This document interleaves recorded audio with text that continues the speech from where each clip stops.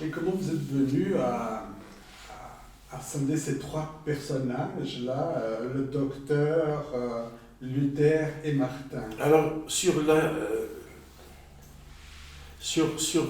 les questions historiques, histoire de sa famille et tout, je pensais que c'était Luther qui devait s'exprimer, dire voilà, je suis né, j'ai fait ça et tout, je me souviens de ça, j'ai fait telle étude, j'étais avec tel professeur et tout.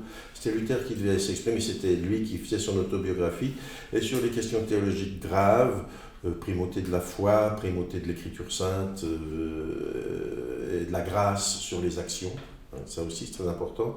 Les actions, on peut faire tout ce qu'on veut de bien, si on n'a pas la grâce, ça ne sert à rien. Donc c'est aussi, chez Calvin, ça devient vraiment très violent, c'est-à-dire que c'est ce qu'on appelle la prédestination.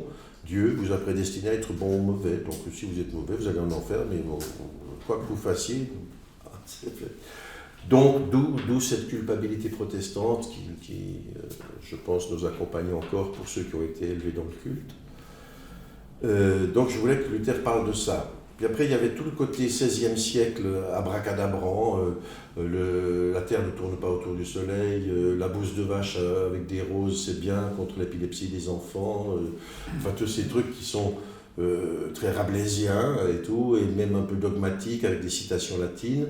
Je dirais que c'était la partie doctorale du docteur. Il était très fier d'être docteur en théologie, Luther. Hein. C'était pas rien. Oui, il enseignait en université et tout. C'était un type brillant. Oui, semble-t-il. En tout cas, ses cours étaient très très dans votre courus. texte, le docteur n'est pas du tout brillant.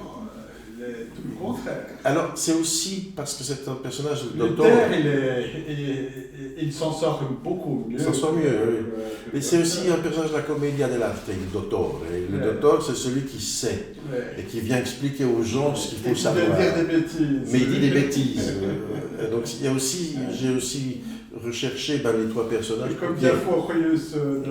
Voilà, on peut. Et moi, j'ai pensé aussi à ça, c'est-à-dire d'un côté, le personnage naturel de Luther, puis ensuite des épiphanies du personnage qui seraient plus proches du docteur ou de l'arlequin pour Martin, qui est celui qui dit des bêtises, mais qui quelquefois dans les bêtises il y a des vérités absolues. Mais ça m'a permis de faire un dialogue, enfin un débat à trois personnages qui, à mon avis, enfin c'est peut-être prétentieux, rendent un peu moins indigeste cette somme de 860 pages de Tichet. C'est aussi c'est votre interprétation par rapport aux contradictions dans les textes. Oui, je pense que c'est mon interprétation du luthérianisme et de Luther en particulier. Je pense même qu'il y a des moments sur le doute où il y a un peu de moi, je ne sais plus où c'est. Mais puis il y a des moments sur le pacifisme, sur la guerre qui sont de Luther pur et... Enfin, cette jolie phrase de Luther, si Adam avait su quels instruments fabriquaient ses enfants, il serait mort de chagrin à propos des armes et des instruments de guerre. En fin de compte, je perds mon fil, mais en fin de compte, le rapport de discussion, ça a permis un contact, une sorte d'humanisation du corpus. Et j'ai été assez heureux parce qu'il y avait des discussions après chaque représentation avec le public. Enfin, ceux qui voulaient rester, ils pouvaient manger de la choucroute et boire de la bière et discuter. Et il y a eu très très peu de réactions négatives et beaucoup de gens étaient très reconnaissants de toucher la fameuse statue de Luther en bronze qui est énorme, qui a à Eisleben, je ne sais pas, enfin en ex-Allemagne de l'Est. Et cette statue était descendue de son piédestal, il y avait cette dimension humaine qui faisait du bien aux vrais chrétiens, comme aux douteurs, qui faisait qu'on avait une histoire à échelle humaine. Et ça, j'ai eu deux réactions négatives. Il y a un monsieur qui m'a dit, vous n'avez pas lu la somme théologique, les machins, parce qu'il y a un corpus énorme. Je dis bien sûr que non, je n'ai pas lu, c'est impossible de tout lire. Et puis surtout, je me suis basé sur un seul texte que j'ai réduit au théâtre. Je n'ai pas la prétention ni d'être théologien, ni d'être un grand auteur. Et puis une autre réaction, c'est une vieille dame qui devait être une enseignante dans le temps, qui a dit qu'elle a bien senti le côté un peu pervers et ironique que j'avais mis là-dedans en cherchant les bonnes feuilles plutôt que... Puis elle dit, oui, mais enfin c'est comme ça. Hein. Et puis de toute façon, on sait bien que tous les étudiants, ils aiment à se moquer du professeur et tout. Et donc elle revenait, elle réduisait Mélenchon et tous ces grands théologiens allemands au statut d'élève comme il avait eu dans son école. Elle disait, oui, mais ils sont bien qu'ils se moquent de nous dans notre dos.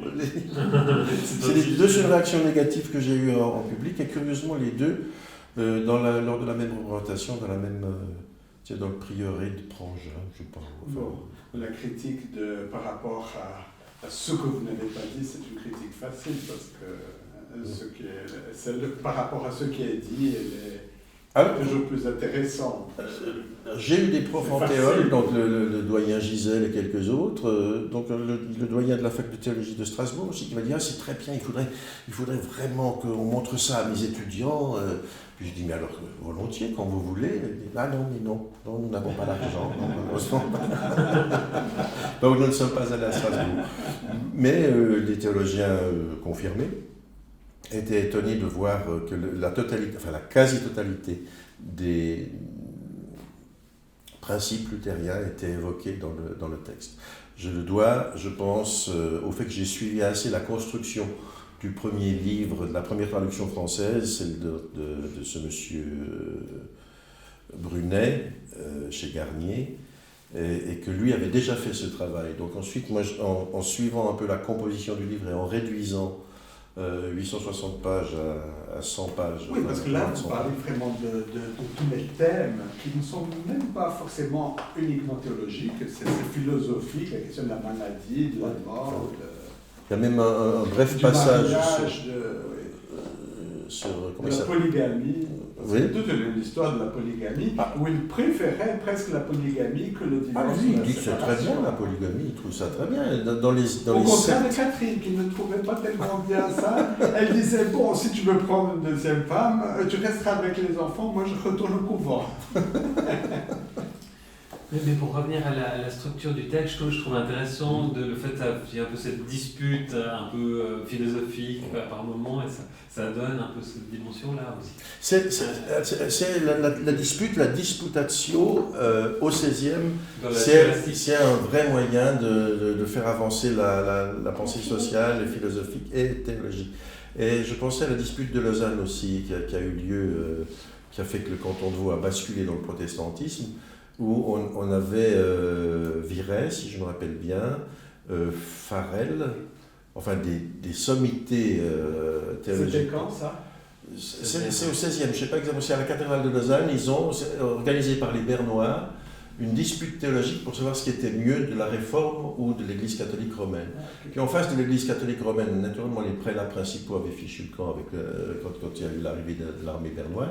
Il restait quelques pauvres moines un peu incapables ou quelques chanoines pas vraiment versés en théologie, et ils se sont fait écraser lors de la dispute de Lausanne par des gars qui étaient aiguisés et prêts au conflit verbal. Il n'y a pas une plaque Oui, il y a une plaque à la cathédrale. Je t'ai lu quand on a été visiter la cathédrale avec André, mon cousin. Pas longtemps. Et là aussi, ça m'a fait penser au personnage d'un Luther, d'un Martin Luther, qui est un peu simple, quoi, qui n'a pas les arguments nécessaires. Oui, Martin, c'est un peu simple. Il n'a pas les arguments en face des autres. Mais le côté un peu populaire, bon vivant de Luther. Oui, alors c'est le côté la bière, je mange les filles, la musique. Il écrit la musique assez. On chante encore des psaumes de Luther. Il aimait la musique, il avait une sorte de goût, une jouissance de la vie très, très marquée. Donc, ce qui est intéressant justement par rapport à la dernière fois où on a parlé du jeune Luther, c'est de voir un peu le vieux Luther en scène. Alors lui, en plus, il a des handicaps quand même, il a beaucoup d'inflammations d'entrailles, c'est difficile, il souffre. Des calculs rénaux. Non, il est bouché. Il est bouché au sens propre et au sens figuré à la fin. Mais il y a une chose, moi je me demandais, pour revenir par rapport à ce texte, il a été, pendant 17, d'après ce que j'ai pu lire, pendant 17 ans, ils invitaient à leur table du monde, et puis ils ont fait, c'est les comptes rendus des convives. Mais ça a été publié quand c'était publié alors ça... du vivant de Luther ou bien après? Non, après ça, non.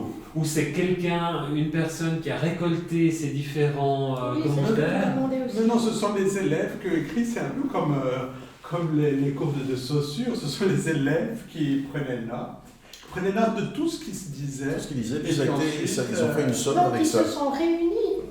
C'est ça, Ils ont réuni en tout cas Il y a eu un organisateur. Ils se sont vus pour Pas que je discuter, sache. ils Mais savent alors pas. là, je suis un peu On sait pas. sans Parce que sans dans connaissance la précise. Constitution, il n'y a pas d'introduction qui dit comment... Moi, je crois que cette école, ils étaient tous ensemble. Ils ont dû mettre. Ils ont survécu à Luther. Alors, ils ont survécu, mélange-toi, ils ont survécu à Luther, il y en a d'autres, et ils ont sans doute réuni Ils ont eu envie. des propos après la mort de Luther en C'est disant on va quand laisser même. une trace de ça. C'est un acte amical.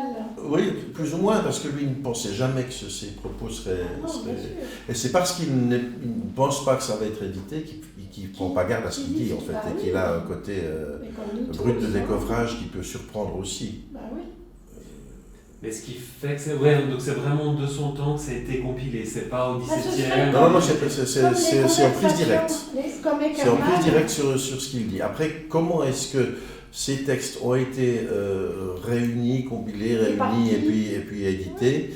Je pense que c'est au début du XVIIe, c'est à la fin du XVIe, ça doit, mais j'ai pas de données. Je n'ai Et malheureusement pas poussé la curiosité Les jusqu'à là. allemandes parurent dès le XVIe siècle, 1566 et 1568. Ah oui, Voilà, donc c'est juste après C'est ça. le médecin de Weimar comprenant des œuvres